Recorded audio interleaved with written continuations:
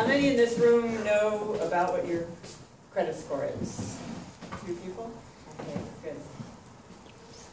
It's something I recommend you check on if you're interested in having credit at some point in time.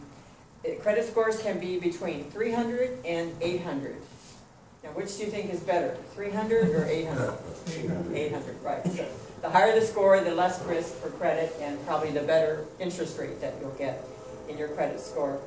And if someone's credit score is between over 670, you're considered average. If it's over 740, you're dependable. And over 800, you're exceptional.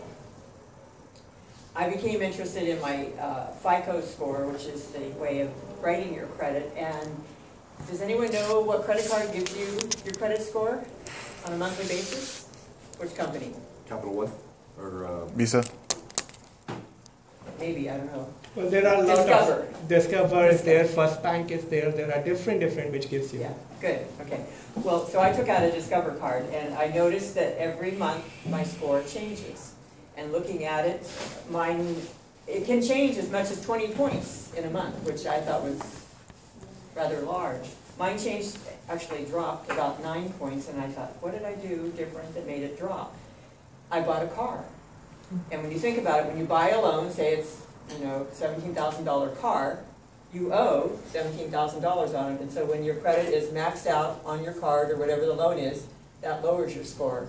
And as you pay it down, then it helps your score come up. So paying on time is a factor that's considered. And there's 5 different categories that get considered to your score. One is your payment history. So paying on time is important. Now, I had a house loan one time, and I somehow forgot to make a payment. And so I had a ding on my credit score, and I thought, oh, I'll pay that off. Transferred it to another, mortgage company. It'll go away, but it doesn't. It stays on your credit report for some time. So the amount you owe is important, and it's, if you have credit cards, how many have credit cards? Most of us. If you have credit cards, you want to have a limit and what you owe to have some difference in there. You're supposed to have 30%, I think, that maybe you've used on the card and still have 70% that's open. So that helps your credit score rather than maxing out your credit card. And opening new accounts affects your credit score. If you open several new accounts quickly, that helps your score go down. Types of credit that you have affects your score. The largest ones that affect your score is your payment history and the amounts you owe. Each of those are in the 30%. And there's 3 credit companies that give you a score, and they're not always the same. Some of them might have an error. They might have information on there that isn't you, or some kind of typo in there. So it's important to check your credit report and to let the company know if there is an error or something on there that's not appropriate.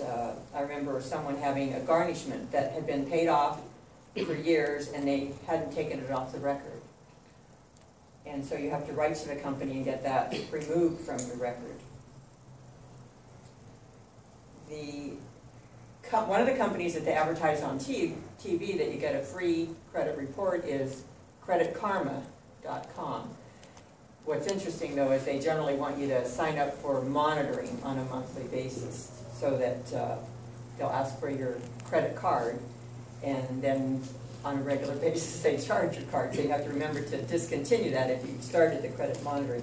The other one that's supposed to be free is annualcreditreport.com, and you're supposed to be able to ask for it, I think it's like 3 times a year. So you could ask TransUnion one time, and maybe 3 or 4 months later ask Experian, and maybe 3 or 4 months later ask, let's see, what's the third one? Equifax for your credit score. The other thing is, if you've ever been turned down for credit, I once asked my bank that I've been with for a long time, Wells Fargo, for a personal loan or a house loan, and they turned me down. And so I was able to ask them why I was turned down for that, and so they'll give you the information on why you were turned down for your loan. So anytime you're turned down, make sure that you ask for your credit score. I had, my mother used to live back east in Pennsylvania, and she always paid with cash, always paid on time, her utilities and things. I moved her here to California a few years back, and wanted to get a telephone. She had a telephone back in Pennsylvania. AT&T would not give her a telephone because she did not have credit. So we ended up getting Charter TV, and then Charter gave her a phone. And then, like a year later, AT&T sends her all these advertisements. Oh, come to us for a telephone now. Well, got one, don't need you. And then when she first got here, we wanted to purchase a bed or something at Sears. And she dealt with Sears for a long time, but she never had credit with Sears. And she couldn't get credit for a small amount, you know, at Sears because she did not have a credit history. Nowadays, I think it's probably very rare that people don't have some sort of credit score because they come to you if you're in college. Anybody in college? Yeah. So they just come to you. They have booths all over the place. Here, take out a credit card. You know, get started with the debt and keep piling it higher and higher. So it's important, and in this day and age, I believe insurance companies look at your credit scores. I think there's a lot of companies that consider your credit score more so than just the company that you're going to take a loan with. So my recommendation to you is to check your credit, see what your credit score is, and to at least check it maybe once a year just to see where you're at. Mr. Toastmasters.